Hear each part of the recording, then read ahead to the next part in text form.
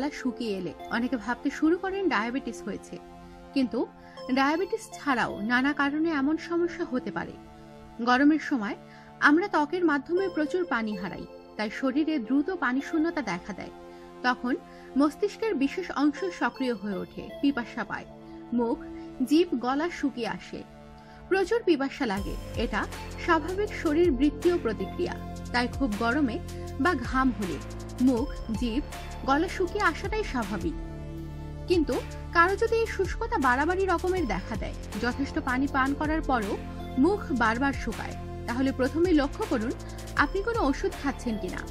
খুবই সাধারণ কিছু ওষুধের প্রতিক্রিয়ায় মুখ ও গলা শুকায়, যেমন অ্যান্টিহিস্টাসিন বা অ্যালার্জির ওষুধ এবং সর্দি, কাশি, ডায়রিয়া ও স্মৃতিভ্রম রোগের ওষুধ ইত্যাদি।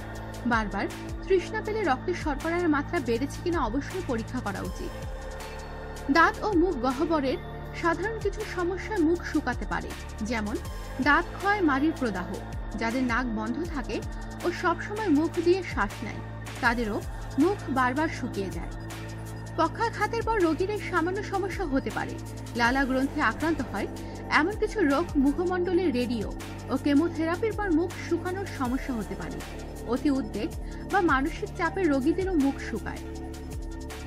মুখের শুষ্কতার প্রতিকারের জন্য কয়েকটি পরামর্শ। মুখ গহ্বরের সুস্থতার জন্য অন্তত 2 বার ফ্লুরাইড যুক্ত টুথপেস্ট দিয়ে দাঁত ব্রাশ করুন। ডেন্টাল ফ্লস ব্যবহার করবেন। সুগার ফ্রি ক্যান্ডি বা সুগার ফ্রি চুইংগাম চিবাতে পারেন, এতে লালা নিঃসরণ বাড়ে। পর্যাপ্ত পরিমাণে পানি পান করুন। যাদের মুখ শুকায় তারা কফি পান করবেন না, ধূমপানও না। শুকনো খাবার যেমন ক্র্যাকার্স, টোস্ট, শুকনো রুটি, চিড়া, মুড়ি ইত্যাদি খেলে মুখের শুষ্কতা বাড়বে। একটু আর্দ্র ও নরম খাবার বেছে নিন।